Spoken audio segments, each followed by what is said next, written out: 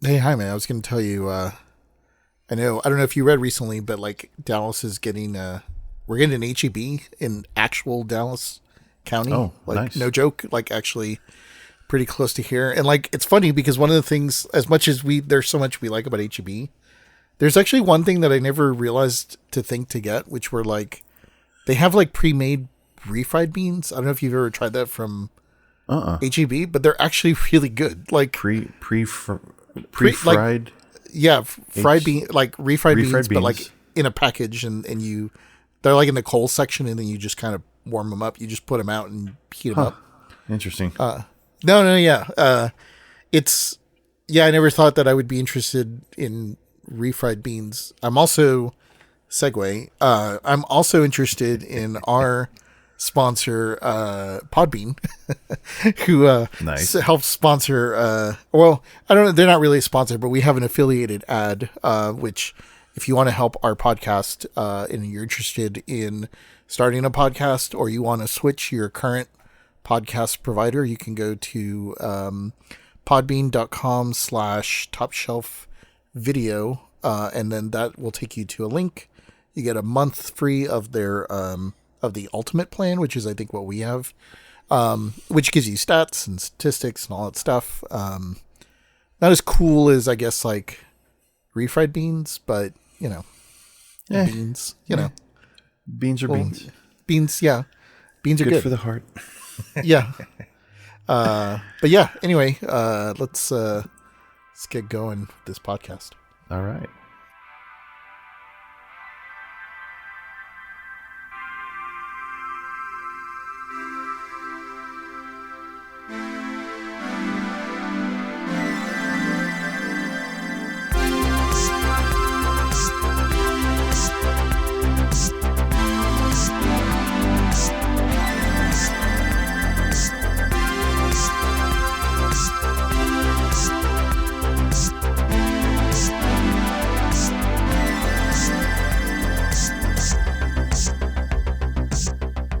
Well, the Friday night, we're working the shop, getting ready for the evening rush. But yeah, my name is Eli. I'm one of the owners of Top Shelf Video. And Jaime, brother and co-owner of Top Shelf Video. Yeah, and this is the Top Shelf Video podcast.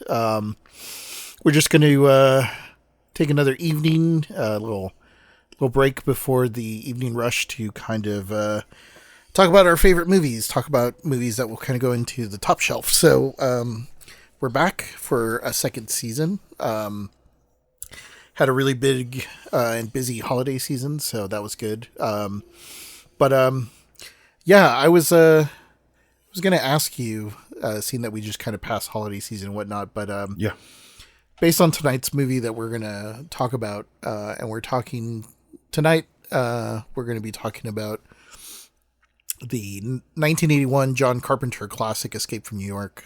But as we kind of get ready to discuss that, do you remember, well, actually, I mean, it's kind of a dumb question. It's maybe more of a rhetorical question. Yeah, But, throw it at me. so what this movie really reminded me of, because like we would have been in our, again, 81, our prime, kid years, but Yeah. this very much reminded me of like our G.I. Joe action figures. Yes. And I the two things that I vividly remember about G.I. Joe action characters was, one, we were able to get a Sergeant Slaughter and a Refrigerator Perry. Yeah, the football guy. Yeah. We saved up the coupon, the UPC codes, and we mailed Yeah, that yeah, yeah. shit in. It's like, I want to say that's the only one time, whenever you would get something, it's like, oh, make sure you have your proof of purchase. And it's like, Yes. well, what good is a proof of purchase, right? Like, I mean, when you're a little bit older, maybe, but like nowadays in a digitized world, right? As long as you register it, or if you buy it at a place that has like pretty much always has your documentation, like if you buy a washer or dryer, like there's a good chance that they're going to be able to pin that back down to like, oh, you bought it at Lowe's, or you bought it at, wherever. Sure. But I guess for us back in the day, like literally, like we would cut out those like proof of purchase, because I think you had to cut out like, It was like the UPC code. yeah, like at like 10, or you had to have like 10 of them maybe or something. And then you had to put them in an envelope and fill out the little form, and you'd send it off.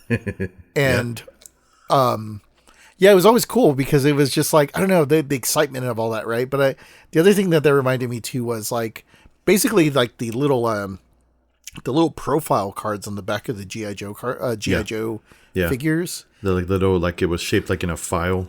Yeah, like, and we had our little box that had like, we had them all filed and alphabetized, and I mean, it was like having the damn, what were those files called? 2-1. I think that's what that was called. Like in the military, like your military records. Yeah. I remember all that, man. And they carry like your birth date and your city of origin. Record. And, yeah. And I always kind of laugh, but I always remember that like our minds were blown when like that one series of G.I. Joe action figures came out, and there was a guy from Brownsville, Texas. It was like, and which was kind of funny because I forget. It'll take me a second to remember. It was Iceberg. Iceberg, yeah. I think no, wait, right? Yeah, I think so. Yeah. I think you're right. Which is kind of funny. We thought it was funny. It was weird because it was one of the guys that was in like the Arctic operations, and he was from South Texas, and we're like, what? Yeah, it's like we've never even seen snow. Like, I have no idea what snow even looks like growing up, and yeah, I remember like being excited, but then it was like, wait, what? Like, why is it an Arctic specialist, and it's not even like a Hispanic name? Like, yeah, it was just always kind of funny because like, as I was watching Escape from New York, it just kind of had me thinking of all the times that we would like play with our G.I. Joe characters, and you make up like this scenario or this mission or whatever, right? And we would take our whatever dad had in the garage or like just random junk, and we would like set up our little like, okay, so our G.I. Joe guys have to break into the facility, and they're gonna have to get past all these guys or whatever, and it just kind of had me thinking about that because this movie, Escape from New York, is very much like playing with your action figures and coming up with like a scenario that will play itself out. But now that I'm watching it with like my adult eyes, it's like, there's like a lot of stuff here that I was just like, I saw it as cool as a kid, but as you get older, you're like, okay, like I can see now more of the I don't know how you would put it. John Carpenter is not really a nihilist or I mean, he's like a very much a realist, right? So a lot of the stuff that he put in this movie was like, hey man, this is where we're headed if we don't like, fix our shit. And, and he wasn't too far off. I mean, maybe the dates are wrong, but, there's some kind of crazy stuff in here, but, there's a couple things I want to talk about this movie because I think this was a very I don't know if you remember when we watched this when we were younger. Like I can't think of the first time we watched it and where we were at, but I do remember watching this at Theo Eddie's. I was about to say, how do you not remember? This was at Theo Eddie's for sure, 100%. Yeah, I'm pretty sure. It's just I don't remember like which house it was in when we watched it. Mostly just because like that would have made a difference on which TV we watched it on, right? And which VCR. But it's kind of funny because I just remember a lot of like when we were younger, we go out with our skateboards and stuff like that. When we would walk, if we went to the corner store, and this is like I think when he was living like in the city instead of outside of the city. But if we were walking around there were areas that were kind of like buildings were a little bit like torn down or whatever. Yeah. Or you'd see graffiti or whatever. And it kind of reminded me of the movie. And there's a lot of really that cool aesthetic of this movie, Yeah. Just... The whole, the graffiti, what's the word they use? Dystopian. Everything's just, it's just chaotic and I don't know, man. Yeah. But you're right. For a movie from 1981, it's crazy how, I don't know, like a lot of the topics, I guess back then we're like, that's crazy. That's never going to happen. And now it's like, well, it would, privatize prisons and, all these things or whatever. and how it's kind of led up to, what it is. It's like, okay, but, so yeah, we'll just kind of jump into it. I guess we should probably note, more than likely, that we're going to discuss spoilers. So if you haven't seen Escape from New York, like, do yourself a huge favor and watch Escape from New York. Yeah. This is one of John Carpenter's, I would say, I mean, it's probably one of his, it's not his most well-known movie, but it's probably one of his most iconic movies. I would say repertoire. iconic. The music, I mean, we'll talk about all that, but yeah, I mean, from the poster all the way down to the, I mean, the look and feel of everything. I gotta say, yeah, because it's, I would say, I mean, my top two are this one and The Thing. Yeah, and I think most people know him for Halloween, and almost more so than The Thing.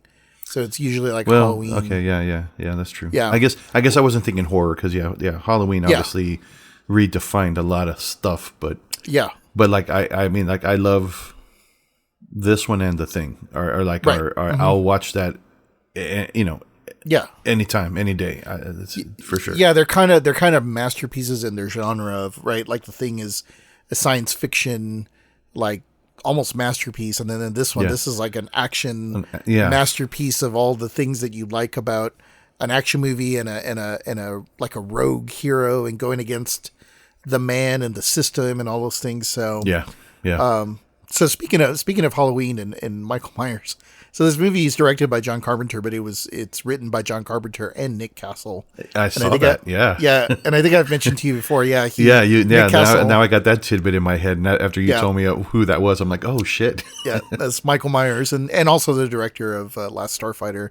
But they were friends for a very, very long, or they've been friends for a very, very long time. So it's kind of cool to see, like, when you have, partners like this, like, team up. But yeah, it has Kurt Russell as Snake Plissken.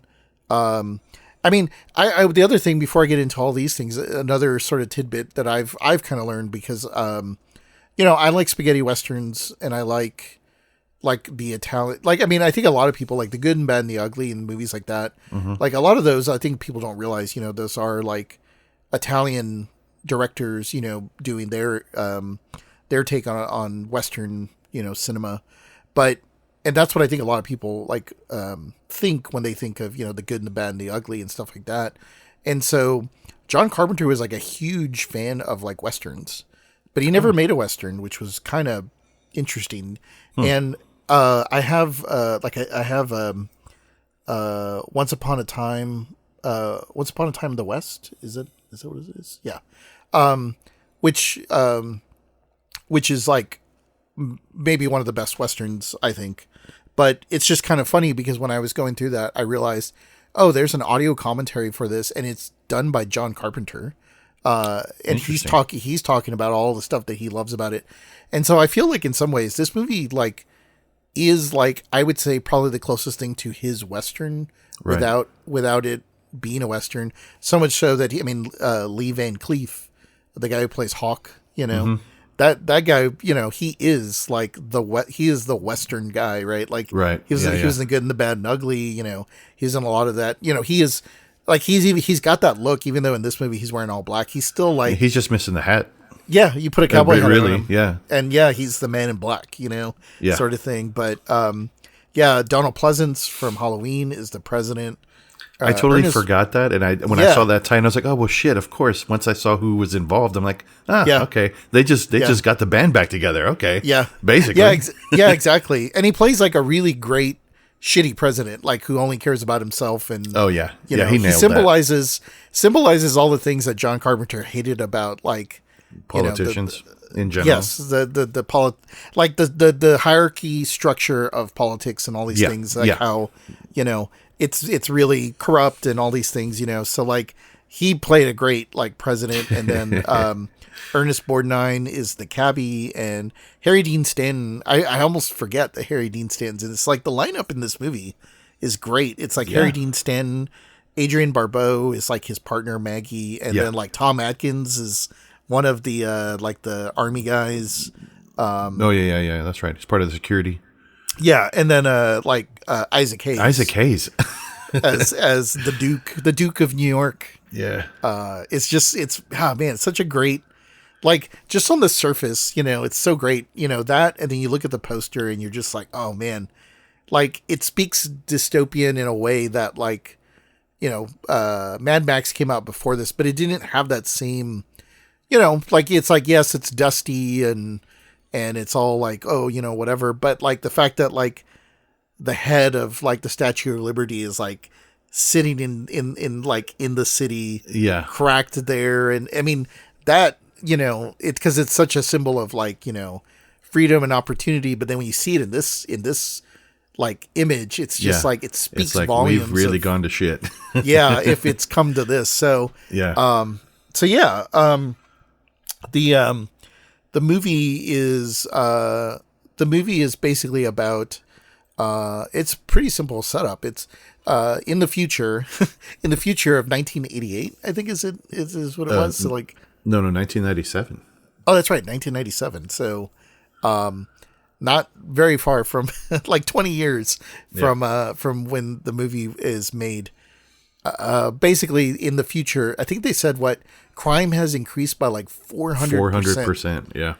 And so crime is so bad that they decided to convert Manhattan Island into a prison by putting a wall around it. Yeah. And sending all the prisoners there. But they're not really like, they just throw them onto the island. Like they don't actually like, Yeah. It's not like they're actually monitoring them. They just like take them to the island. It's not like Alcatraz. Alcatraz was an island, but there was a structure on the island, and they still had a guard force and blah blah blah. Yeah. Whereas this one, it's basically they just throw you over there. Yeah, it sounds like you're on your own. Yeah, it sounds like they just take a ferry and dump you off, and then turn the ferry around and come back. Yeah. And so they leave you there. And so the movie sort of starts with like, you get a real sense of what is kind of happening around, Manhattan Island.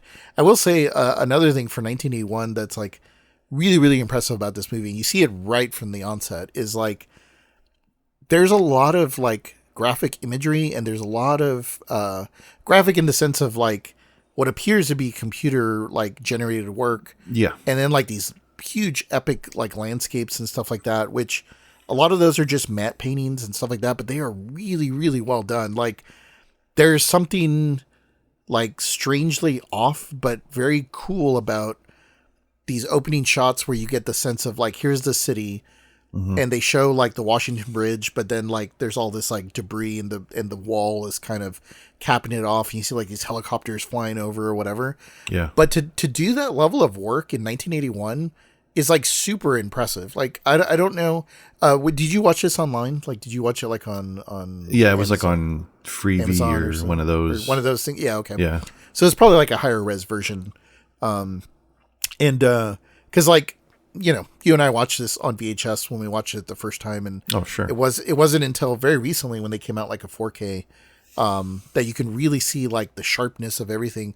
But even with that, like the images really hold up. But when I started like analyzing what was kind of happening there, I was like, wow, like that's not easy to do during that time period. And those aren't computer graphics. It's just optical effects that they're doing with like overlaying these helicopters over like the city, and the way it's sort of, they're doing that day for night where the image is clearly from daytime, but they've repainted it to give it a blue tint and a tone that just, it doesn't look real, but at the same time, it's kind of that adventure sort of image you have in your head when you're playing as a little kid, because, you don't want it pitch black. You want it so that you can see it. And this movie really like does amazing jobs with like a lot of the opening, images and stuff. And everything is very wide and very big. Which is a big signature of John Carpenter. He uses like anamorphic lenses, which are very, very wide lenses, and it distorts the image in a horizontal way that when you print it, it actually like, so it gets kind of like thinner this way, and I'm squeezing downward, so it's almost like, it's like letterbox, it's squishing it down. Okay. But when you print the film, you're compresses squishing it. it. Yeah, it's compressed when you're filming it, and then it uncompresses when you bring it back up, and that's why you get like this sort of very wide, very distorted look. And then, those lens flares that you see that are just like, anytime a light hits the screen, you get that blue streak that kind of goes across the screen. Okay. That's because of that anamorphic lens. And John Carpenter is like, he loved, I say it like he's dead. He's still alive. But he loves that anamorphic lens because it gives you that distortion. And anytime you hit a light source, you'll see that blue streak kind of go across. Which, speaking of, the cinematographer for this movie was Dean Cundey, which they were big partners. I think they had a falling out at some point, but he did like The Thing. I want to say he did Christine, but he also did like Back to the Future, Jurassic Park. Dean Cundey is like one of the very best cinematographers, like, still working today. And I was lucky I got to meet him at one of the Texas Frightmares. But he just has an eye that you'll see in these sorts of movies. But so the movie starts with like that whole setup of just like the city in New York. Yeah, and it's almost like you're getting a military briefing. Yeah, it really is. Right? A lot of that was like the very basic computer stuff. Like I remember, and again, the technology when I was in the military was obviously more advanced than that, but it definitely gave you this militaristic, like governmental feel in you get the briefing and it's like telling you about crime rates 400%, and then they did this and it shows like the computer animated breakdown of how they put the wall around Manhattan. Yeah, and then it's like once you go in, you don't come out. And I was just like, man, shit. Yeah, it's like, all right, there's the rules.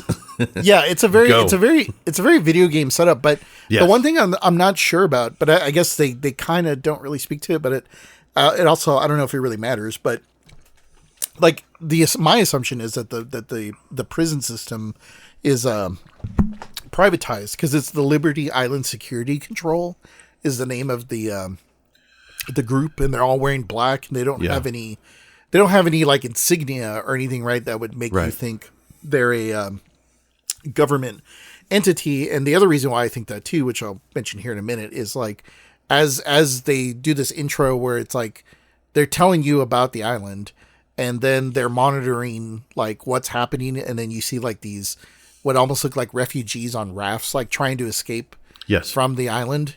And like a helicopter comes over and basically is like, hey, turn around or else. Yeah. And then like, whether they started turning around or not, the helicopter just starts shooting at them and blows them up. Like just as like, whatever, we're going to take them out.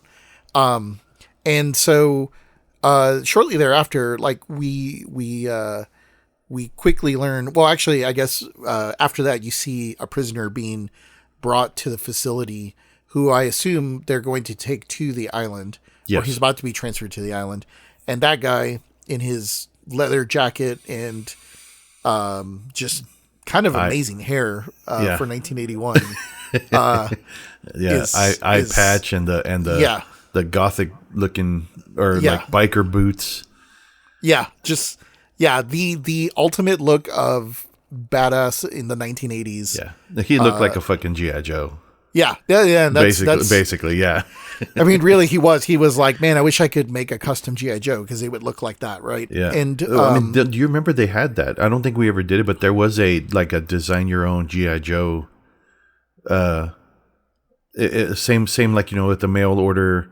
Yeah. They had the like you said, the fridge and Sergeant Slaughter. There was a design your own. I kind of do remember action that figure. I kind of remember that, but I do also remember it being like it was kind of expensive, so I don't think that was even an option for us. But yeah, so we see Snake Plissken show up, and he's being brought into the prison facility, and then shortly thereafter we see Hulk, which is a weird way. It's a weird spelling, H-U or H-A-U-K, Hulk. Yeah. But who's like I guess he's like the prison facility, or I guess he'd be like the warden, or what's equivalent to the warden. So they bring him in, and the reason why I don't think these guys are like part of the government is because right as all that's happening, Tom Atkins' character, he comes in and grabs the warden, Hulk, and tells him like, hey, there is a aircraft that's approaching, and it's headed right towards Manhattan, and we don't know what it is, and we can't identify it. And it turns out that it's Air Force One, but they had no idea that it was Air Force One. So it makes me think that they are like a private sector that they just monitor, this, they kind of do whatever. And so, they showed like the dot printer screen looking thing where it's like, it's waiting for the identification, or it's like a translating what the code is. Yeah. David, it's like David something. It was David 17 or David 7 or something. And so, it was just kind of funny to me because it's like, oh, wow, really? That's the code for like Air Force One? Seems kind of lame. Like, you think it'd be like Golden Hawk or Fountain something. I don't know. But yeah, in any case, we quickly learn like that the Air Force One has been hijacked by, funny enough, like a worker union that is rising up against like the government. And so they have overtaken Air Force One, and they are transmitting that they are going to crash the airplane. And I don't really think that they are asking for demands. They're just basically doing it as a show of strength, I guess. Yeah. Cause they're basically on the radio saying like that this is like what the union is going to do against the imperialists, and capitalists. So it is very much like it is very John Carpenter in that way of like, it is the working class against like the corrupt, and the elites. The elite. Right. And so like, that's really what this is about. So, right from the onset, like, cause you see that and you hear that, and the Warden, Hulk, and Tom Atkins' character, Remy, they are kind of like, oh shit, like, and then I guess they get orders that they need to save the president, right? Which I would imagine is kind of like telling the local, like, police or local authorities, like, hey, go take care of this for us. But right from that onset, you get a real sense of like how shitty the president is. Cause like, the president's like, okay, you need to like get me to the escape pod. And then, when he's getting in, I want to say it's in here. He says, God bless my safety and you guys too. Or like, he says it in a way that's kind of like, let's make sure that God takes care of me. Yeah. And then hopefully you guys will be okay. And then they put him in the pod, and it's just like, I guess as the plane crashes, the pod, he escapes in the pod, but he if you look at his demeanor during that whole sequence, like he feels really like wimpy and just like very self-centered, even though it's like a very, like there isn't much, but you can tell like that's how Donald Pleasance is playing it, like a very weak president. And so the plane crashes, and we get the setup, right, which is like the president's down, and Hulk is now bringing in Snake to tell him like, hey, I got a job for you if you want it, Yeah. And they get threatened first because they take a team. Oh, that's right. They take a team, and they run into that crazy haired guy. I forgot his character's name, but Romero.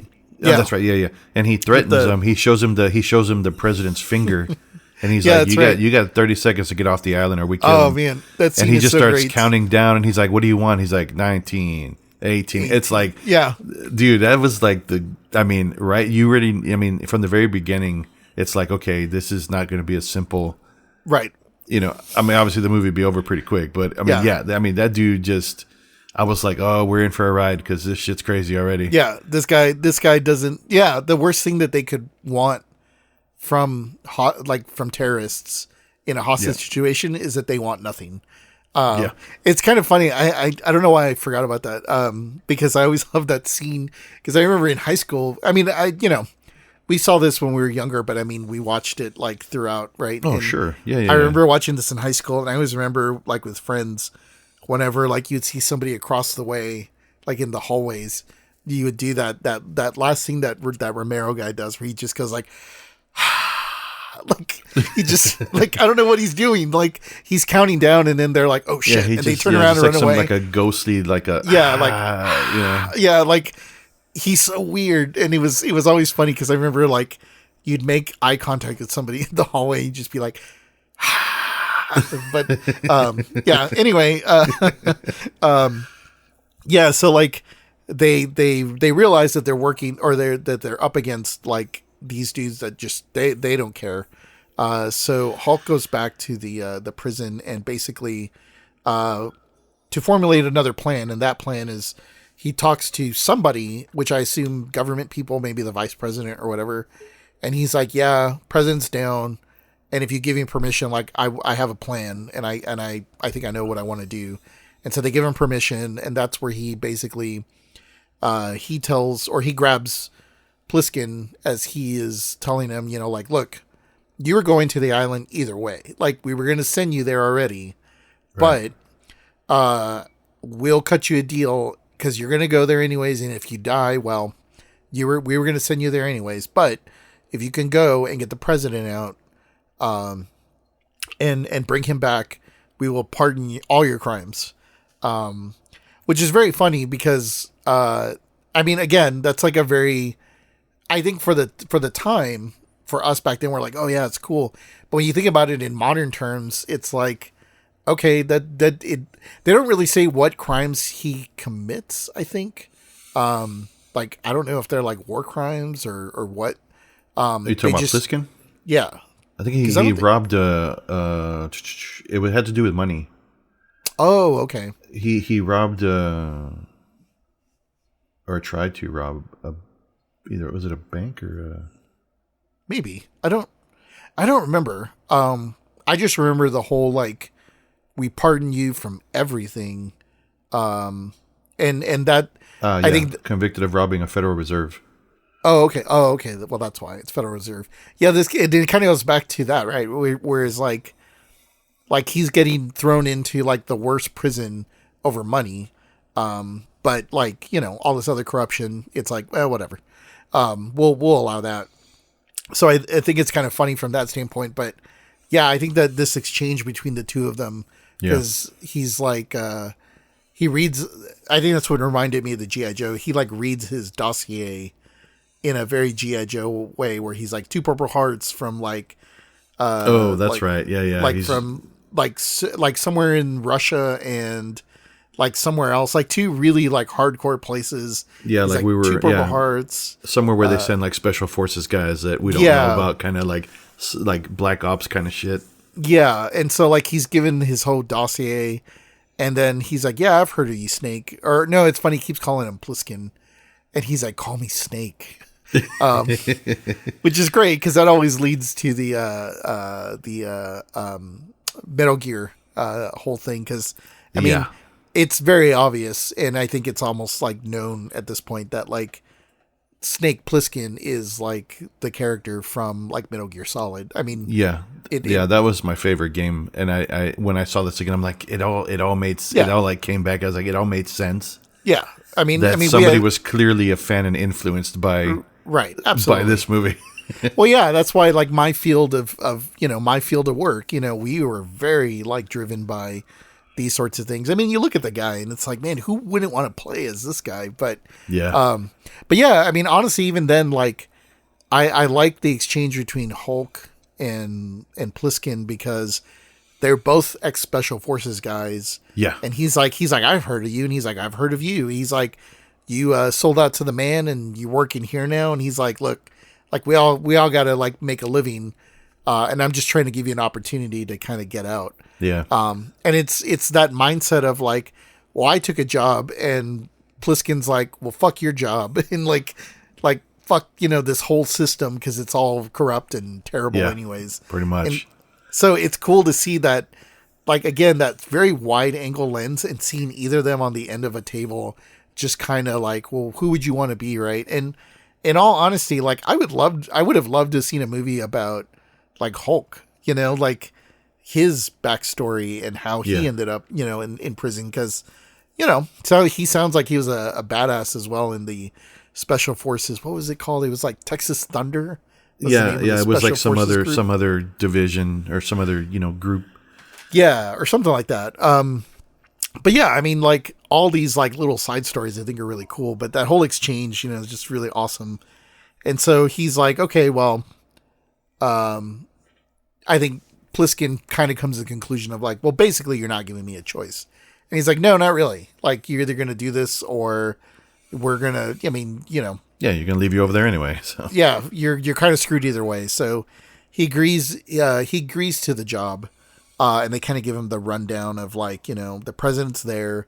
President has a tracking meter or a tracking device or whatever, which is really funny to watch now, right? When it's like, it's a big giant, like honking piece of metal that's like the tracking device, which, you know, for the 80s, you know, you're like, well, that's pretty advanced. Whereas now it's like, it's literally on my watch is like enough of a tracking device.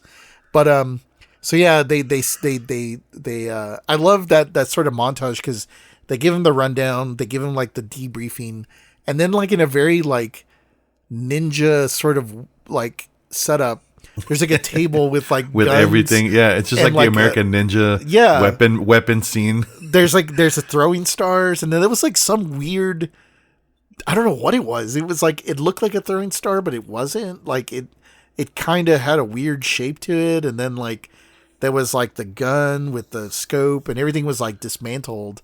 Yeah. But it was a very like cool, like, here are all the toys you get to play with. All your gadgets, that you're taking with you.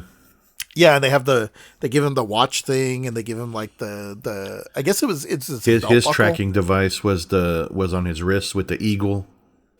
Right. No. There was, well, no. So there was, I thought that was like a belt buckle, wasn't it, or some sort of? No, he had. So on one side he had the timer for the clock, his countdown for his charges in his neck, and then the other wrist had, it was like that eagle. It was an eagle face with a red button underneath, and that was going to give you a 15-minute tracking. So they could track him where he was, so he could get his exfil. Yeah, it looked like a belt buckle to me. That's why I was like, "Is that a belt buckle?" I guess I didn't. It looked like it could have been a belt buckle, but it was on his wrist because it comes into play later in the fight scene in the ring. Yeah, later on. Yeah, So they kind of give him all his equipment. And I realized because the eagle is the same logo of this private prison organization. Oh, that's right. Yeah. Because you see it on the helicopters. Mm-hmm. So he has all that stuff. They set him up, and then they basically tell him, "All right, we're gonna get you in, and the way we're gonna get you in is we're gonna take gliders, and the only way you can get in is to take a glider and to land on the top of the World Trade Center, because if you try to go in any other way, you're kind of screwed, because I guess like it almost sounds like it's created its own ecosystem of like the lower you go into the city, the worse it is. And then like there's underneath the ground, then there's on the ground. And then I guess there's like people that maybe live in the buildings, like going upward. Yeah. So there's like a different like type of criminal, I guess, depending on like where or how bad of a criminal you are or whatever. So they tell him, the only way you're gonna be able to get in is to the World Trade Center. And again, from a very technical standpoint, I love this sequence with like the glider when it comes in. Yeah. Because the way they did that, again, for that time period is all optical. There is not really much in the way of computer digitizing. And this is like one of my favorite like little trivia things. I don't know if you've ever seen this, but you should look it up. Or I guess everybody who's listening should look it up because it's really cool. But like when he flies into the city, and you see like the sort of the wireframe version of like the city that's on his display on the on the glider.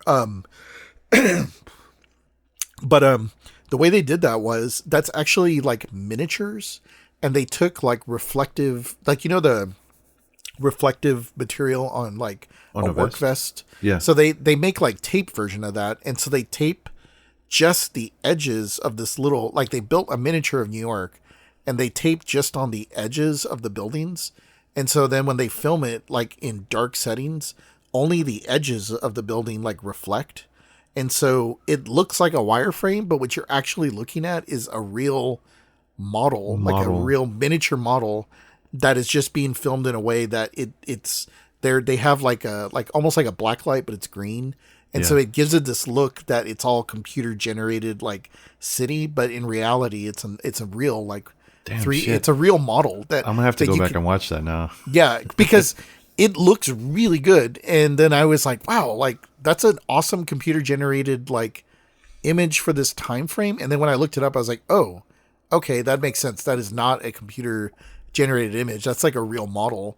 But it just kind of speaks to like how savvy these guys were back then to make a movie like this, that in order to kind of give you that impression that like these guys have tech and they're doing all these awesome things, that it's like, man, how did they do that? And then you're like, oh, okay.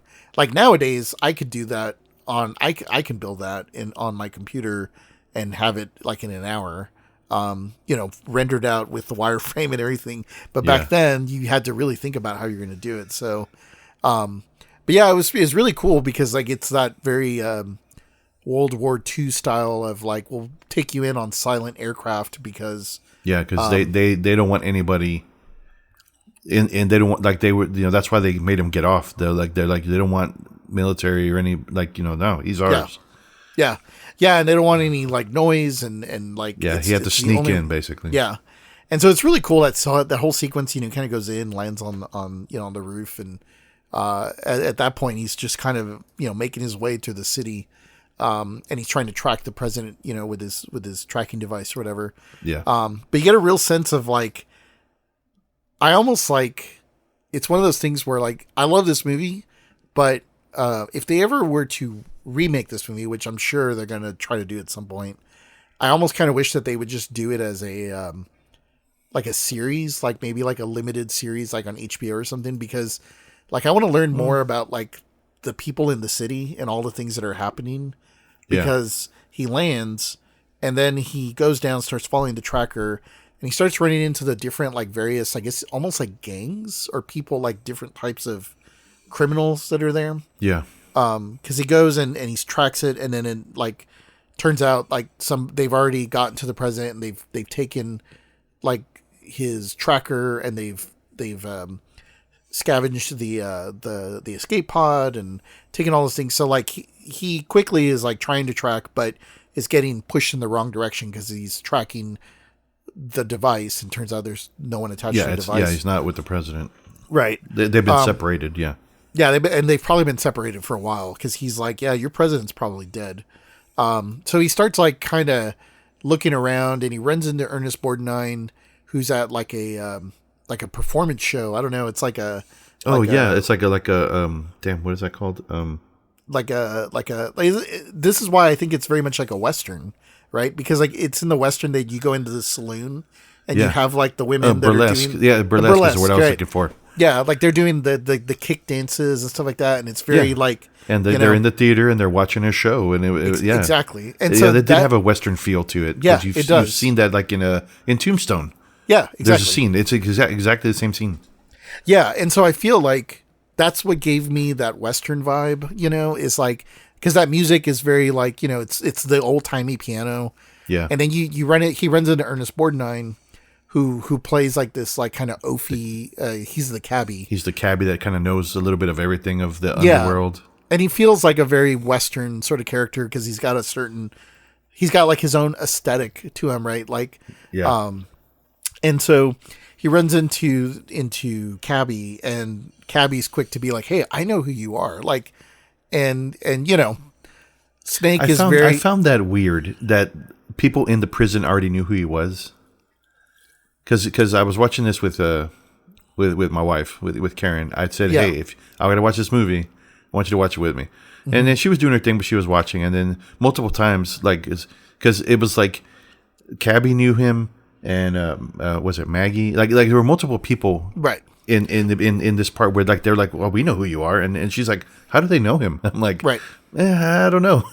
Well, and I think that kind of goes to like maybe the sort of the undergroundness to it, right? Or like, I think it's really more about like I would guess, if I had to kind of guess, because I don't think they really tie the connection, but it might be more. This actually made me feel very John Wick, right? Where it's like, there's a guy that you never want to cross, and that's Snake Plissken, right? And so, like, if you're a part of the underground world, okay, maybe not like in prison, right? But if you were on the outside before you ended up in the prison, it's like if you ever run in across a Snake Plissken, go the other direction, right? Because okay, that's fair. You're not coming out because I know like Brain, who is the guy who runs into him later, and Maggie. Like Maggie doesn't know him, but Brain does because they were actually like I think they were like counterparts. He referenced a job. Yeah, they worked did together. Yeah.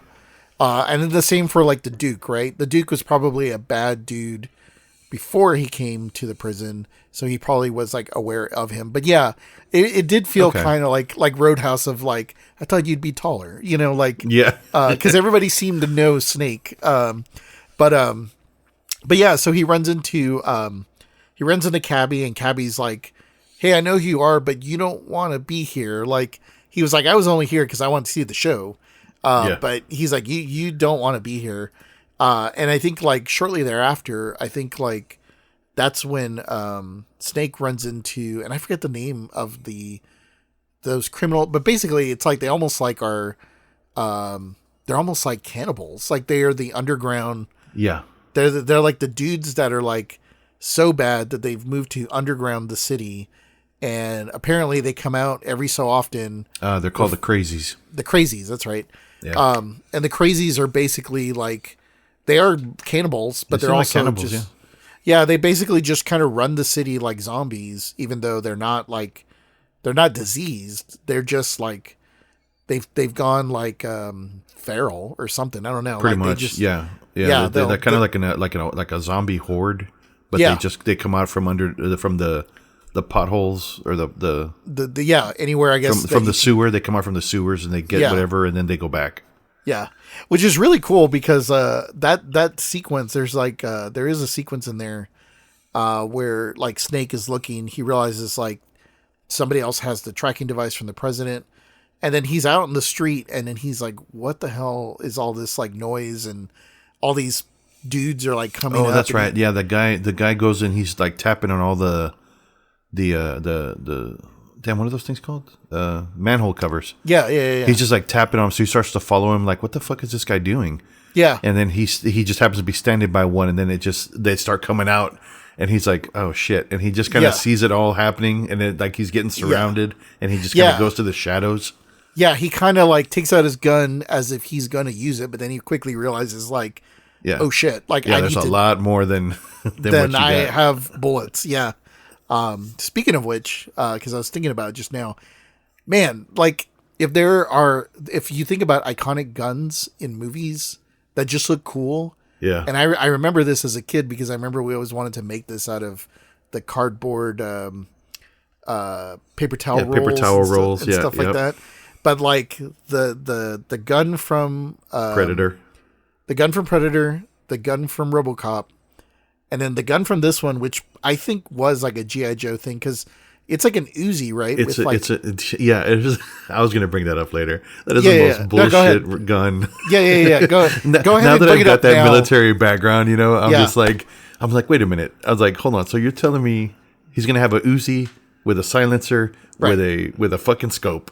Right. Like, who designed this? Because it's like a long scope. It's a long ass scope and a long ass silencer, and I was like, that is so not practical for an Uzi. You wouldn't have a scope on an Uzi, right? But I was just like, whatever. But the thing is like when I rewatched this, but it looks so badass. It looks badass. Like it's kind of funny because I guess nowadays you could design a gun and 3D print it and just be like, oh, it's got a cool like silhouette. But like with these guys, they were like, we got this. Why don't we just piece it all together, right? And just make it look cool. And that's all I care about. Like, the only thing it was missing was like a little bit of a backstock, like a little like arm, like maybe like a little like a shoulder stock, or something. Yeah. Like that would have made it even cooler. But I always thought it had one. But then when I saw it, it's like, oh, he's got like just a sling, sling on it. Yeah. But yeah, so he and I only think that because he has the gun, he's like looking around and he's like, oh shit. So he like runs into like a building or something, and there's a woman in there, and which is funny, kind of goes back to your point, because she's like, hey, are you a cop or something? Because you look kind of fresh, like that. Yeah. Like everybody here is like dirty and gross, and you don't seem. He's got the flowing hair. Yeah. Well, and I think she makes clean. she makes note of the gun, which is why she's like quick to be like, "Oh, you're a cop." Yeah, that's right. Yeah. Yeah, but then shortly after, she's like, "Wait a minute, I know you. You're Snake Plissken," you know. And it's like, again, another one. Yeah, but that scene is really cool because like I kind of forgot. I was like, "Where's this going?" Because I don't remember her from the movie. But then like the crazies like come up from underneath the ground. Yeah, and, like, she doesn't last long. They rip her down into the ground and I guess effectively eat her. And it's like, whoa, like I kind of forgot about that. That's like really cool. Like this moment of like, it's an action movie, but then like this moment of like horror because the music gets really intense as you can tell he's freaked out. He's like, oh fuck, like I got to get out of here. So like he starts booking it, you know, to get out of there. And because they pretty much they surround the building because you definitely get like that zombie silhouette on the frosted windows. They start busting through. And I don't know how they managed to get under, but they basically they come from underneath and they pull her down, right? And then he makes a beeline for the window, right? Yeah, and I'm sure because like it's, you know, it's New York and you know it's a lot of buildings, or I guess certain parts where it's like when you go into the ground level, you're actually on the second level, and then you kind of go down like in the city, right? And so I wouldn't be surprised if they probably came from like the cellar, right? That sort of attaches to the underground or whatever. But so anyway, that it kind of turns into like a little bit of a parkour moment because he like immediately is just running and like busting through windows and trying to get up on the buildings and just try to get away. Yeah. And then he runs back into Cabby, which is kind of funny because you know that's when we learn he's like an actual cab driver.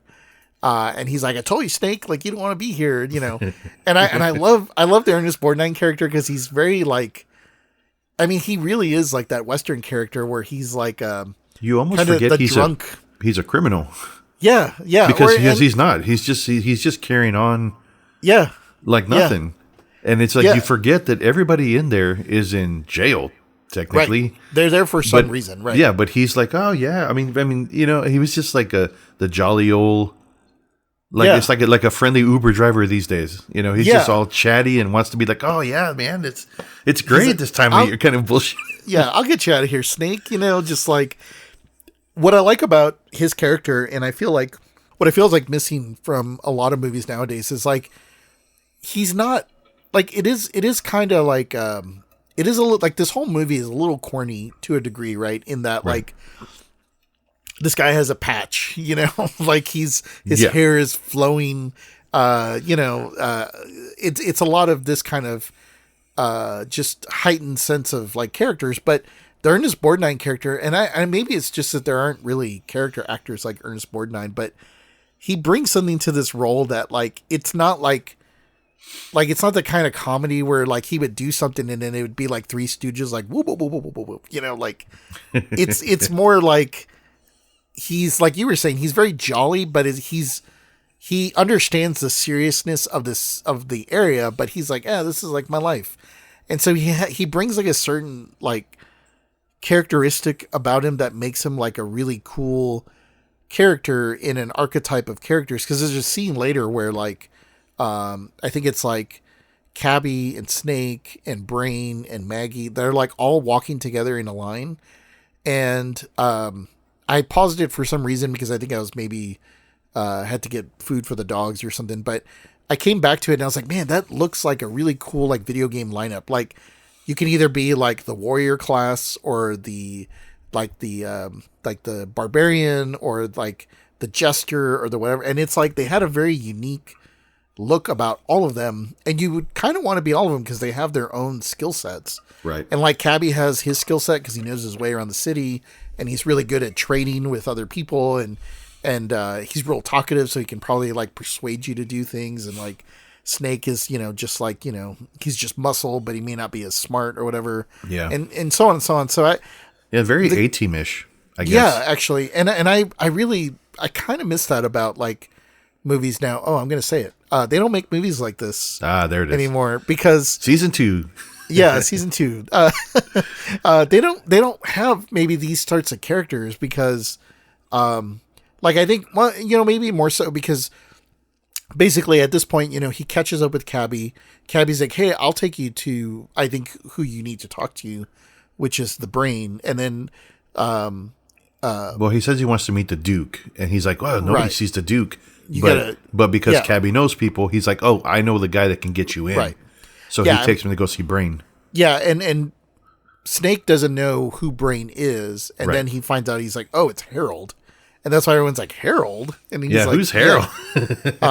But like at that point, when then that's the first time we meet Adrienne Barbeau. Like, again, it's like this really cool, like, you know, she's like a great looking woman, but she's a badass. Like she carries like a presence of like Sigourney Weaver and Alien. Yes, like I may be good looking and I got the gazungas, but she will kick your ass. Yeah, I will break your hand if you even get close.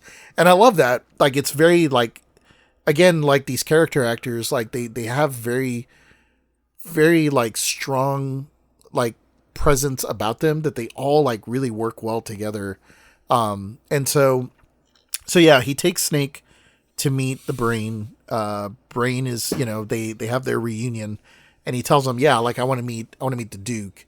And basically it turns into like a bit of a back and forth because he's like, yeah, we don't need the president, or no, we're gonna take the president, and I'm gonna take him to the Duke because he's gonna be our ticket out of here because we know the government's gonna want him, and so we're gonna trade him for our freedom.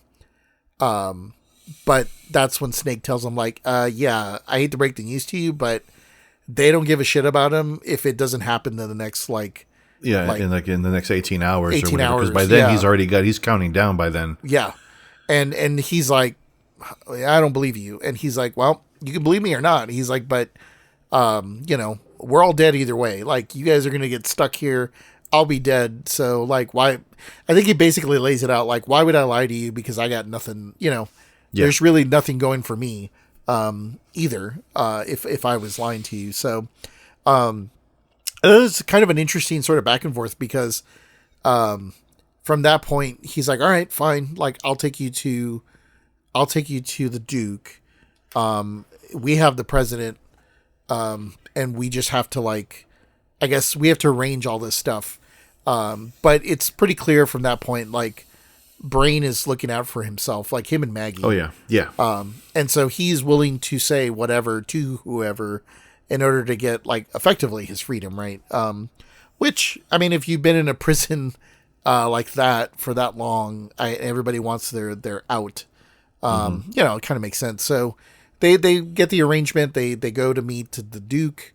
We're introduced to the Duke, who's Isaac Hayes, who, man, he's again another like great character actor, but like they give him such a badass like silhouette and like, you know, just look about him and like aura about him. So they go to meet the Duke. I guess they kind of like run in, or they don't go to. They know where they're holding. Oh, that's right. They know where they're holding. Yeah, they know where they're holding the president. So they're trying to get there before the Duke. Right. They're trying to stay ahead of his convoy. That's right. That's right. And get there before he can, you know, catch him. Yeah, that's right. Yeah, and so they go to get the president. And let me see. I forget. So they steal one of the cars. Oh, that's right. Yeah, from the convoy, because the convoy is coming up to Brain's, I guess his apartment. Yeah, or wherever he's at. Yeah, wherever he's staying, and then they kind of hide in the corner. Cabby's like, "Fuck this," and he takes off. So the three of them kind of stay in the shadows. They end up stealing one of the cars, and they get ahead of the convoy.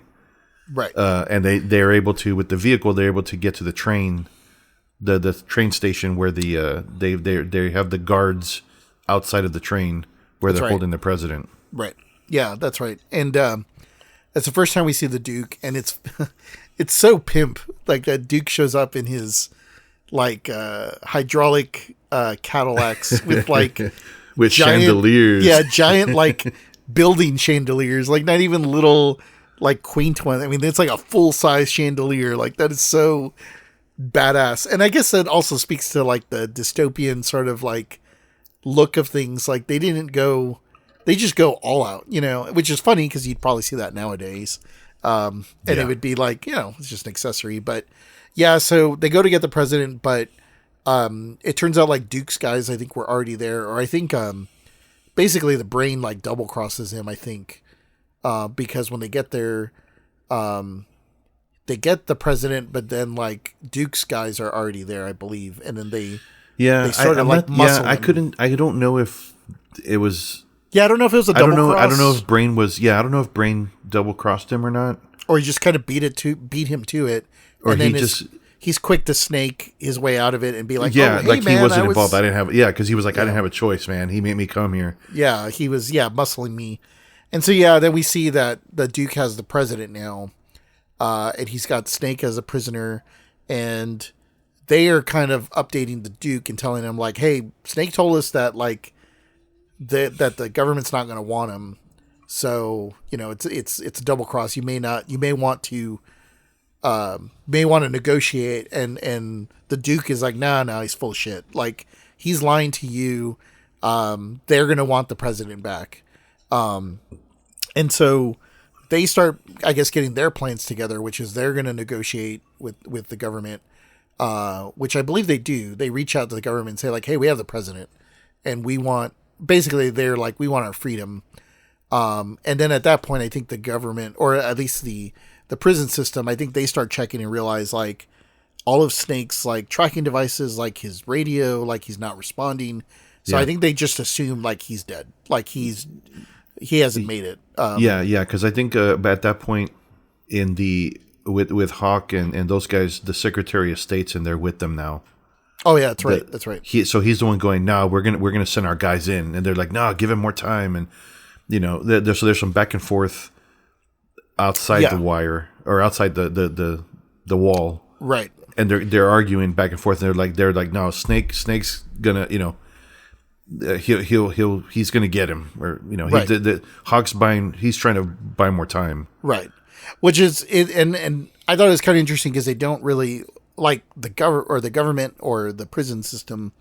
They don't really explicitly tell them we want the president and the briefcase and everything that's with him, because they care about the cassette tape and the documents that are in the briefcase. Definitely not the president. They want what he has. They want what he had. And so I guess they negotiate for that. And so they're like, well, Snake's dead, so let's work with these guys, because it sounds like they're willing to like cut us a deal. But when they go to meet up, and I guess they send like a helicopter to go get the briefcase, which is now separated from the president. But there's nothing in the briefcase, I believe. It's like, they're like, well, now we kind of don't care. It just says, what does it say? I forgot. Oh, that's right. Said. There was a note in it. Yeah, that basically is telling them what they want. That is the negotiation. That's right. That's a negotiation that they actually end up having.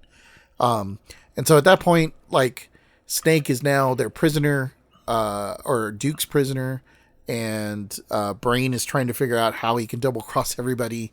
It kind of leads up to the big kind of finale, really, which is just like a gladiator battle, which is kind of funny. Like in the they have Snake, and I guess they're going to use him as entertainment, as their last hurrah before that they get their freedom, because the Duke still assumes like, hey, we're going to get our freedom once we take the president to go exchange that. So they're going to have Snake fight.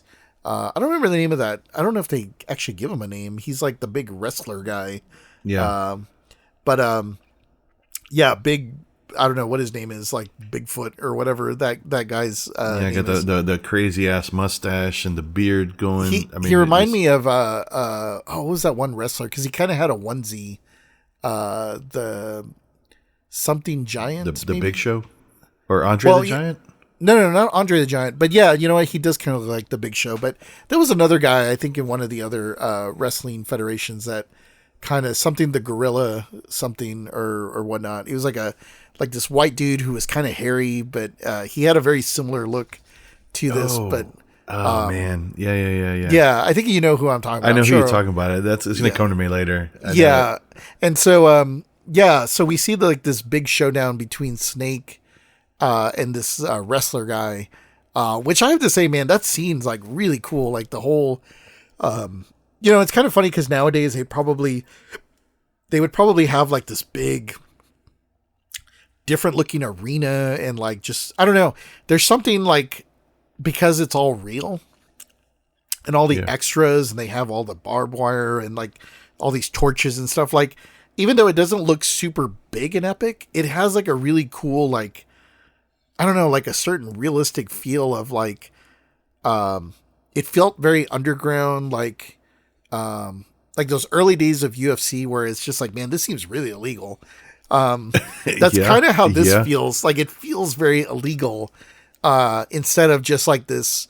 I think nowadays we get too caught up on like making this big scene epic instead of just making it feel very lived in and like, yeah, this is what they have. Right. So Snake is fighting the wrestler and, the Brain, while all this big extravagant, event is happening, the Brain is trying to navigate, I guess, like the back doors in the back rooms. Yeah. He's trying to grab the president and going to make a run for it for himself. Yeah. Because he by that time he's made aware of the glider. Now, mind you, he doesn't know that it only holds one person, but that's right. He was like, I'm going to take Maggie. I'm going to get the president and we're going to get out of here. Right. Because he was trying to figure out where's this glider that Snake would. He's like, no, he doesn't have a runway. Where could he? And he figures it out that he's got to be on the top of the Trade Center. Yeah, it's the only logical place. Yeah, exactly. Because he's the Brain. He's doing, figures out the logical shit. So yeah. So he's trying to get his insurance so that he can get away. He don't give a fuck about everybody else. Yeah, they're all distracted. Yeah, and that's when we get a sense of like how badass Maggie is, because while Brain's doing this, because Brain's kind of I mean, again, like if you're looking at the archetypes of the characters, like he is the smart guy, but he's not a gun guy, and like Maggie is the muscle, and that's why the two of them together make a good like couple, because like everything that he won't do, she pulls out like a 357 with also a scope, which is kind of funny. Yeah, and guns down everybody. And she does it in a way that's just very like cold and methodical, and she just kind of like, she's just awesome. Yeah. And so they get the president, they make a run for it. And I guess as everybody's assuming that they're this big wrestler guy who, I guess he's like maybe like the champion of this like arena, and like they kind of give this impression like he's never lost. He's always, that's their guy. Yeah, he's the guy. And so when Snake ends up killing him, like everybody kind of like a Roman, like the Roman Colosseum, instead of like booing, they start being like Snake.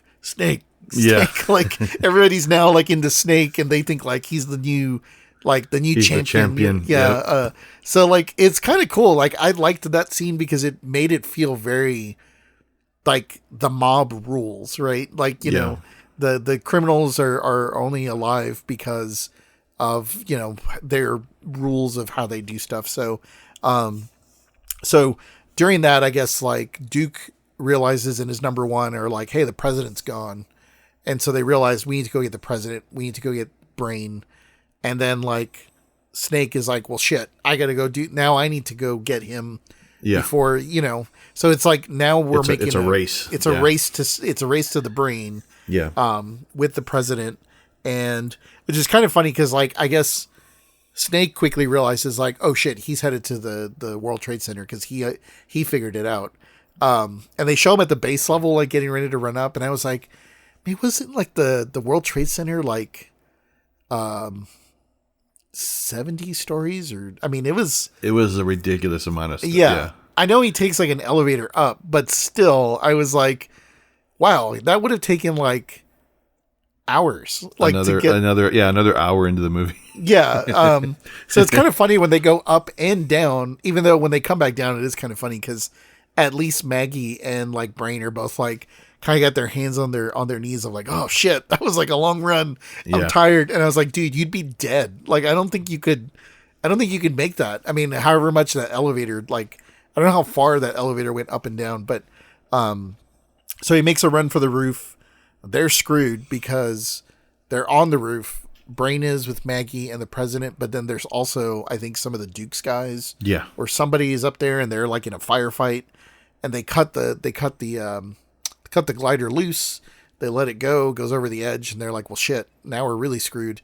And so they eventually make their way back down, and Brain had a car. And so he's like, hey, like, let's take the car. But his car was like, his car was dead or wasn't working because the Duke pretty much had already, like, I guess, sabotaged it. So he was kind of like always like slightly ahead. But then, of course, in a very classic, like, this type of action movie, Cabby shows up, I believe, and then, like, helps them escape. And, like, you know, it's a very, like, just kind of get away, which is great, you know, and it leads to them, I guess they get a message. No, they didn't get a message across. They realized that the tracker was set up, and they were like, oh, he's headed, I think, the Washington Bridge. Oh, that's right. Yeah. That's part of when he kills, when everybody leaves the ring. That's what I was saying. The guy that the ring announcer guy. Yeah. He was wearing his tracking wrist thing, and then somebody else was wearing the his timer. That's right. So like he gets all of his stuff back, and then so he has it. So like he hits the tracker. Right. And so now they're like, oh, well, he's headed towards what is it? 69th? One of the bridges. Yeah. 69th bridge or something. Yeah. So yeah, now it becomes like a race down to the bridge with the president, and they're going to go meet him there. And actually, I really like this ending because, like, they're on this narrow bridge. They're trying to get through. I think there was like, what is the thing that actually separates them? Because it's a mine. That's right. There are mines on the bridge. They've been clearing the mines in preparation of their mass exodus. Right. With the president in the front, they said they were going to use him basically as the bargaining chip. Yeah. And so that's why Brain was so vital to the Duke, because the Brain had the map of where the mines had been cleared and where, like, he knew the layout. Right. So that's why he went there in the beginning. Because he wanted the map, he wanted the layout in preparation for the next day. Right. Yeah, and so like it's pretty epic because then I guess like they hit a mine, the taxi like literally splits in two.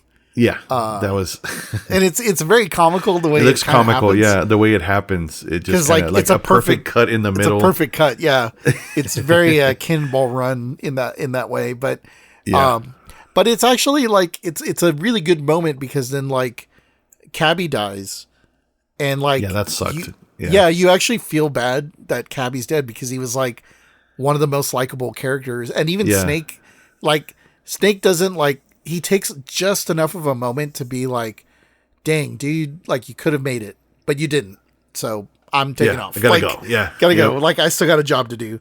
And so I kind of like that because like it gives him, it's very John Wick, I think, in some ways, in that like he's maintaining like a very small level of like humanity. Yeah. But he's got a job to do. So like, and the clock's ticking on his watch. Right. I mean, his life is literally counting everything. down. Yeah. Everything's kind of on the move. Yeah. And so then they get out of what's remaining of the cab and then they start running for it themselves. And then Brain steps on a landmine, which that's right, sets him off and blows him up. Man, did you hear what he was saying in that scene? No. Where he's like, because like they're basically, there's a car in the middle of the road, and everybody goes to the left, and then Brain's over there going, stay to the right, and then he goes to the right, and then he steps on a fucking mine, and everybody else on that went to the opposite was left. Right. And so like me and my wife were like, maybe he was reading the map upside down. Yeah, because he ate it, and everybody else like didn't do it. Like he had the map that had everything, but he ends up stepping on a mine.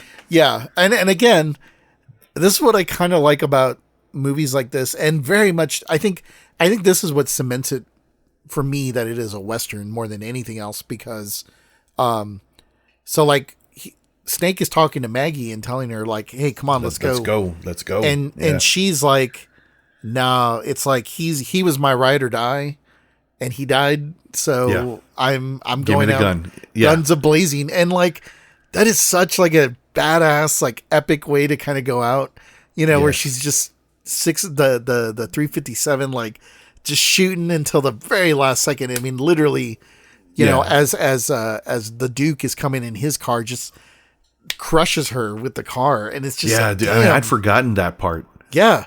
And it's like, man, that is a hero's death, like, or a warrior's death. Like, that is definitely, with your shield or on it kind of moment.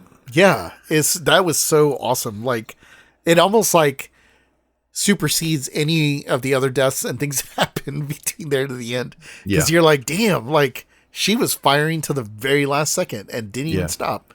And so, I did like the audio sound of that gun, by the way. Yeah, and that I mean, they just, the audio was. I mean, it was a little unrealistic, but for what it was, I remember making a note of that in my mind. I was like, I know it doesn't really sound like that, but that sounds badass. Just it just sounded so echoey and so just the thunderous. It had It's funny, and I'm glad you brought that up because like this gets brought up all the time. When you're doing scenes like this, right? It's like it's more about painting the picture of the scene. Than it is about being realistic, right? Of like, well, a 357 like that, in an open space that's not even in a closed-in space wouldn't even sound like that because you're on a bridge. Yeah. And so like the sound would just dissipate in all directions. Oh, for sure. But you're right in that like that's a very like good choice by them because he's like, no, she's going out in an epic, riding her horse down the mountain while like the sword's on fire, kind of epic look. So it like added that, to the epicness of that scene. It needed just the final just it needed it was awesome. Thunderous kick. Yeah. So basically they get to the wall and like the Snake and the president, gets to the wall and basically escape. And there's a tussle with like the Duke, but to be honest, like it just doesn't have the same weight, at the very end. But it is cool, like kind of seeing that whole sequence play out. But like, I think like Maggie's death kind of was like, I think it's like the high point, and then everything else after that's like, the Duke dies, but I could agree with that.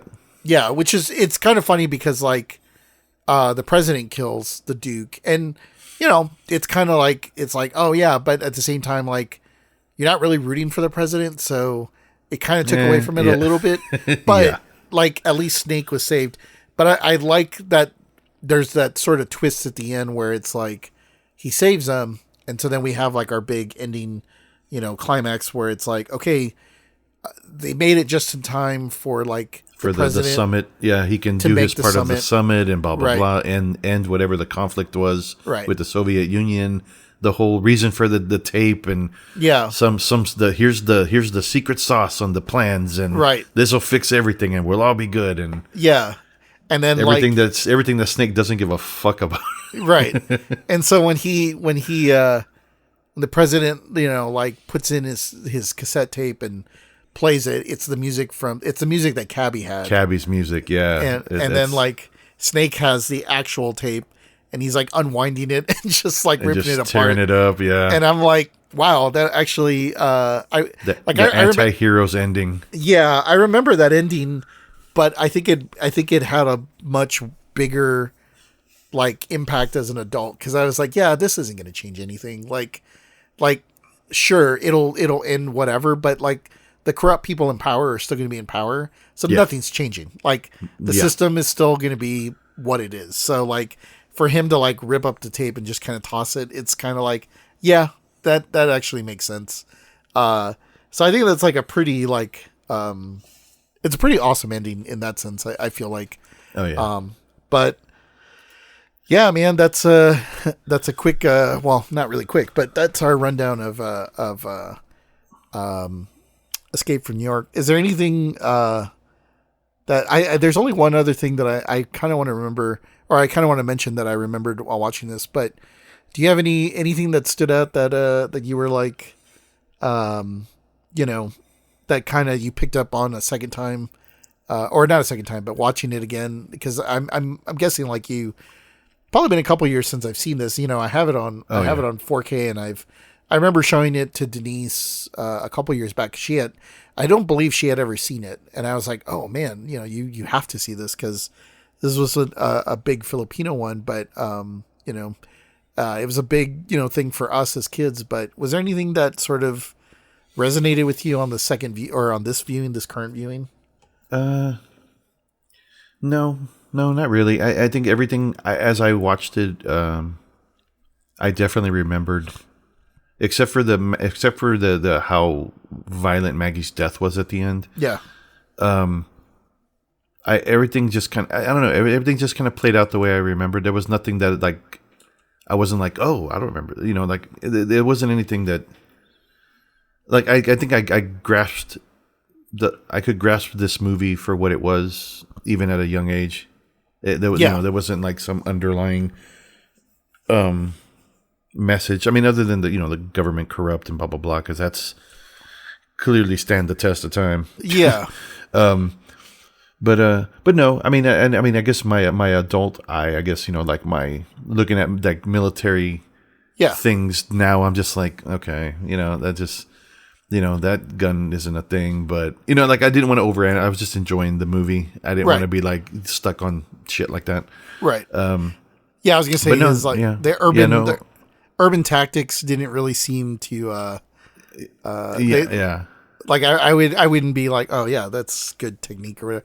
It is funny because one of the few things that I remembered or ended up kind of remembering when we were watching this was there's a sequence I think is actually when he's running away from the crazies, where he takes the machine gun and he like shoots like a circular pattern in the wall and then runs through the wall. Yeah, and I was like, oh shit, is that like the first time that ever happened? Because that ended up being like a movie, like an action movie, like iconic thing to do, right? Like I want to say they do it in Blade, they do it in that movie Underworld, where I'm almost sure it's in a Marvel movie where they shoot. You make a hole with the gun and then you like jump through it or you push through it because like usually you have like the two. Like I want to say like in Blade, maybe it was in Blade, I can't remember. Maybe it was in Underworld, but she has like two guns. So she does like this spinning as she's like shooting in all directions. And then like she goes from floor to floor to floor, like shooting the hole underneath her. And I always remember, so you're kind of like surfing the floor. But then when Snake did it in this movie, I was like, oh, wait a minute. I was like, I don't remember that happening. Maybe that's like the first time that happened where like you can almost think of them sitting around on set going like, well, shit, what if you couldn't get through the door? It's like, well, I'd just shoot a hole in the wall and then I'd bust through it. And it's like, well, that sounds cool. Why don't we do that? Like, even though the wall was like paper thin, because I was like, well, shit. Yeah, you could really just go through that 2x4s. Yeah, like, It was just like sheetrock is all it was. Yeah. But yeah, it looked badass. I mean, it was exactly like it was more about looking cool because I'm sure somebody was like, well, what about all the 2x4s or whatever? And they're like, dude, shut the fuck up. Like, he's going to shoot a circle and he's going to go to the circle. Like, it's cool. So just deal with it. Yeah. And so I remember seeing that. And then like, obviously I think like the Duke's look and the Duke's cars, like are just kind of like super cool. Cause like, I didn't know who, I mean, I'm pretty sure at that age, I had no idea who Isaac Hayes was. I didn't know he was a musician, or whatever. I mean, honestly, it wasn't until we probably got older that it was like, wait, Isaac Hayes is a musician? It's like, yeah, he did Shaft. And it's like, oh, that's the same dude. Like, that's cool. Yeah. We weren't old enough to like piece that we didn't, down in South Texas in the Rio Grande Valley in the 80s, we did not know what blaxploitation was. Right. Yeah. I mean, hell, I'm pretty sure my kids know Isaac Hayes as Chef from South Park. Right. Yeah. Absolutely. That's what he's known for in in younger generations. I mean, right. Exactly. Hello, children. And it was yeah, which is kind of funny. He's like, oh man, that's the dude from Escape from New York. So, oh man. All right. Well then. Yeah. We've reached. But go ahead. So this wasn't so much about a thing from the movie, but I found it funny because when I started watching the movie and I thought about it, and I was like, I literally just earlier this month. So I like I've told you, I DM for some folks in my kids' work, and I literally just had I made up a one shot campaign story, Right. and I didn't think about it till I started watching the movie. But basically, my story, totally not remembering anything about Escape from New York, I basically had my group of 4 players. I basically poisoned. I basically poisoned them. Like they were poisoned, and then I gave them a situation where they had to go rescue the king's son. Like he was somewhere else. Right. He had gone with like the guard because for whatever reason I don't remember all the details, but I basically I was being I had a character who was like basically Hawk, and I said, hey, I have a job for you. I'm going to do this, but then I poisoned them, and then I actually have an hourglass. Right. That I have at my table, Right. my intent was to use that to be like, okay, well, if you're not back with the king's son in an X amount of days, Right. the poison's going to kill you, and I have the antidote, blah blah. And so, like when I started watching the movie, I was like, huh, I inadvertently made a Escape from New York scenario, escape from whatever land you were in.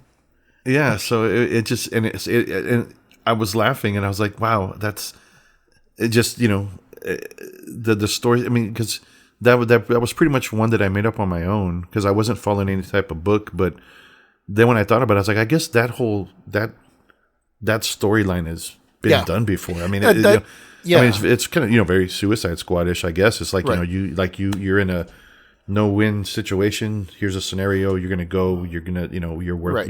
Useless to us either way. Kind of and there's a person that you're rescuing. What is it's a very Western trope, right? It's like the rich person who has had their kid or wife like kidnapped by like the evil, smuggler guys or whatever. And then like the police aren't good and like the police won't even like deal with that, or the sheriff is like, nah, like, sorry, we don't deal with that. And so you have to hire like the gunslinger or the guy who's broken away from, the gangs and stuff. That's like, I'll do it. I'll do it for money. And I don't give a shit about anything else. Right. It's like, no, for my child, is like, I don't care as long as you pay. Like, that's what I care about. And so like, yeah, I feel like that it is like a used trope, but it's, if done well, it's super effective, and I feel like that's very much what this movie is. It's just like a very effective use of like that probably, very simple and used storyline. But I didn't even think about that. That's very Han Solo-ish, what you described. Right. It's, and of course that's very influenced by Westerns. So I mean, that's exactly. Yeah. I mean, yep. That brings us to is this movie a top shelf movie? I will let you go first to start off season 2. You always do that. Okay, well, before I say that, then I have a question because since we're pretty much live and discussing. So, do our top shelf video selections reset every season, or are we? Is it carrying over? No, it's carrying over. I think it should carry over. Okay, I'm good with that. We didn't have as many as we didn't have as many as I thought we would have had. So true. Yeah, it'll probably carry over. Okay, then for me it's an easy yes. It's got the I mean, that's an iconic character. Yeah, Snake Plissken. The music is iconic. That synthetic, the synth. Yep.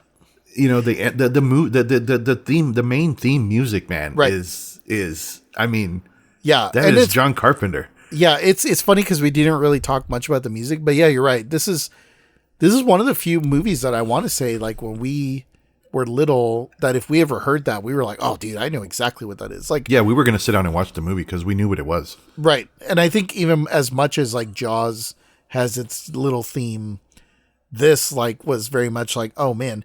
And the way they set it up, with just the black screen and like the white text, of just Escape from New York and like all that stuff.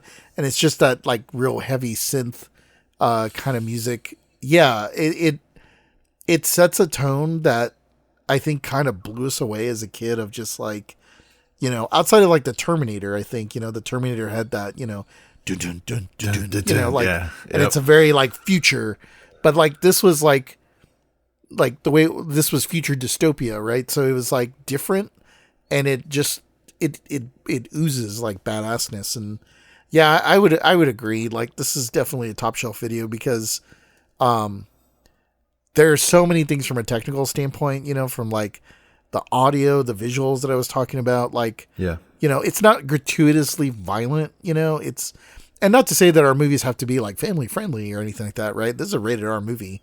Yeah. And I wouldn't have mind a little bit more like gore here and there, but you can definitely see the independent sort of feel in this movie, because John Carpenter is so good at like, that those opening shots I was telling you about, it sets the stage for such a larger world that we're going to be in. And if you look at the rest of the movie, it's relatively tight. Like, you were just kind of looking down alleys and back alleys and inside of a building and, like this and that. So in your mind's eye, you're like, oh man, they're like in a big ass city. But when you watch the movie, you kind of get lost into that. And so that's just really good filmmaking and good storytelling and good, I mean, like to what you were saying earlier, D&D, like if you can like tell that sort of D&D sort of story into someone's mind and they can build it out in their head, that's what this is, but with the visuals there to back it up. And the world just seems like, like I was saying, I want to know more about like Hulk's character, and I want to know more about like the Duke and like Cabby and all these other characters. I'd love to see like their backstories or whatever, of like how they got there. Why is Cabby in prison? Like, cause he seems like a nice enough guy, but maybe he did some really horrible things or whatever. But, I think movies that when you watch it and it's over and you take away that you want more, or you want more of that world, like, which unfortunately we did get in Escape from LA, which is, I mean, it's been a minute since I've seen that, but I do remember not really liking Escape from LA all that much. I think it was the surfing scene that kind of did it for me, where like Snake's like surfing and it just looks that unfortunately came around a time of like, because I want to say I was working in the movie theater when that came out, but like computer graphics were becoming more of a thing and they were not there yet. And they were definitely not, they should not have been using them the way that they were using them. So I think it really put like a sour taste in my mouth. Whereas like Escape from New York stands on its own, and Escape from LA is like, it's kind of its own thing. It is a weird, step cousin, 3 generations off from this movie or whatever. But, I would agree. I think it is a top shelf video. I think, from poster to everything down, it's just, just really fucking epic. Let's talk about, I think you said you watched it, streaming and I watched it streaming as well too. Yes. But, I feel like this one, there is something to be said about, I have this on Laserdisc and I have it like, on VHS, and there is something about like the griminess of watching it on VHS that adds something to it, as much as I really like the 4K, and I think the 4K is like a great way to watch it, but like watching it in a 4:3 with like sort of the VHS sort of graininess adds to it adds a lot. I think it does. Like it and to be honest though, like it does kind of make it hard to see in some scenes because it does get very dark, Yeah. And then when you watch like the 4K version, it's very it doesn't look like so bright that it's like, oh, it doesn't look like the same. The contrast and everything is really well done. But there's something very similar to Texas Chainsaw Massacre that just kind of adds like a griminess to the layer. Yeah. And plus that's the feel that the movie's going for. I mean, it's New York that's gone to shit. It's a prison now, so it's trash. Yeah. So that dirty and graininess of, I could see where this would be that'd be the best format. Yeah, I think that's a great way to watch it, and I think I would want to recommend it, but I would definitely want to have like some 4Ks. Oh, for sure, because I mean any kind of what do they call it? Like a commentary from like John Carpenter. Oh, yeah, I would love to hear about this one. Yeah, he is a very get off my lawn type of guy that, and you kind of can't blame him. He's been burned by the by the studio system so often that, because they either didn't market the movies the way they probably should have, or they probably didn't back and support them the way that they probably should have. Because now they're like, or the way they promised. Right. These movies are like iconic to us, but I think a lot of the time these movies came out, they didn't really do super well. And he's very vocal about that, or like movies like The Thing tanked, in the box office, which is crazy to think nowadays. But back then, movies like that, like this, because they're very bleak movies, and like the studio system was like, well, people don't want to see this. And it's like, we absolutely want to see this. Like, this is awesome. I don't know if I want to see a movie about a dolphin or something, it's like, I want something cool. But yeah, so yeah, I would definitely probably have a VHS format and a 4K format, which would also have a Blu-ray. So I think those are best ways to watch this, and we can keep that in our inventory. But I will say for sure, man, we're gonna have like an oversized poster of this one, like a wall-size poster, like not just the normal like video store poster size, but like the extra large poster, because like it's so cool. I don't know if you've been to some of the Alamo Draft houses down there. I think there's probably, I don't know if there is one in Round Rock. I think maybe they are like no. No, closest one is the Lakeline in Austin. Okay. All but the rest are down south. Yeah, some of the Alamo Draft houses have like the big, like in their lobbies, they have the big giant oversized posters, and I think it'd be cool to have one of those oversized posters, like kind of for the back wall, and everything is kind of surrounding it, because just that look of with the Statue of Liberty head, and then like all of the big buildings and stuff is really cool. I'd love to have that. Trying to think, like, I think it's kind of obvious that we would probably want like eye patches, yeah, we can have the eye patches, and I thought it would be kind of fun to have, I guess if we're renting out VHS players, if we have them in a briefcase, then it would sort of be like a Escape from New York sort of briefcase, and it would have like the little timer thing, like the little timer that he has like on his wrist, and that's like the when you got to return two or 3 day time limit. So we set it to like a countdown of when you got to return the player and the tape. So probably 48 hours or 72 hours at most, right? And it just kind of counts down like that. I think it'd be kind of cool. Yeah. So it's like top shelf video, but then it's like the Escape from New York, like briefcase, like with that kind of logo or whatever. Yeah. I think that'd be kind of cool. I don't know. You got any thoughts on what we could do from a promotion marketing standpoint? Yeah. I was thinking about this because I since Snake Plissken had all these cool gadgets, he had the eagle wrist with the tracker, and then he had like the timer, the gun, the night vision. Yeah, all of that stuff. So basically, I don't know if you remember. I don't think we ever bought any of them, but if you go like to a toy store or Dollar General store, like all the generic, like they used to have like those kits. It was like you would either have like a soldier kit, and it basically was like you'd get the little helmet, and you'd get the belt with an M16. Oh, yeah. It was like kind of like it was just like a box set, right? And so basically, I want the starter or the Snake Plissken starter set, and it would basically be like a toy gun with a walkie-talkie, a silencer, a super big radio. I guess we could throw the eye patch in that thing, Yeah, that's true. With the walkie-talkie with the big antenna. Yeah. With the telescopic antenna.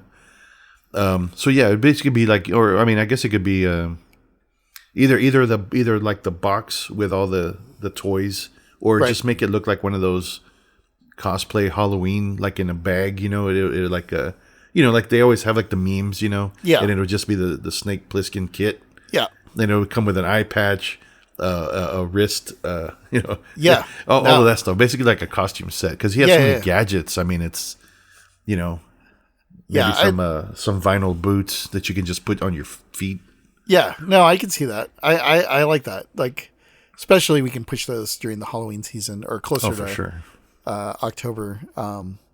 Yeah, no, I like that idea. Yeah, and I remember those too. Like, I mean, hell, even if we wanted, we could probably, as an additional accessory, you can have the Snake Plissken glider, which is usually the balsa wood little gliders, and then you put it on the little, almost like a slingshot, and you put it on there and you just kind of like, oh dude, yeah, that's cheap. You can get those. Yeah, we get the Top Shelf Video logo on one wing, and then just put Escape from New York. or whatever, or you got to land Snake Plissken on the hood of your car, or like you got to get it somewhere, and or maybe we'll have it set up in the shop, and then like if you can like land it somewhere, then it's like you get a free rental or something. Like, oh yeah, put like a bullseye on the other side of the shop, and then that'll be your Snake Plissken challenge, and we could just, if you can land it in the bullseye, then you get then you'll get like a free rental. Yeah, we can do that. I'd be okay with that.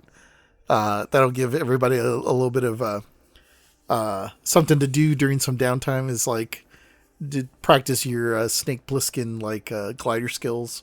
So I'd be cool with that. Well, I guess if anybody has any other ideas for merch or anything like that, I guess you can email us at topshelfvideopodcast@gmail.com.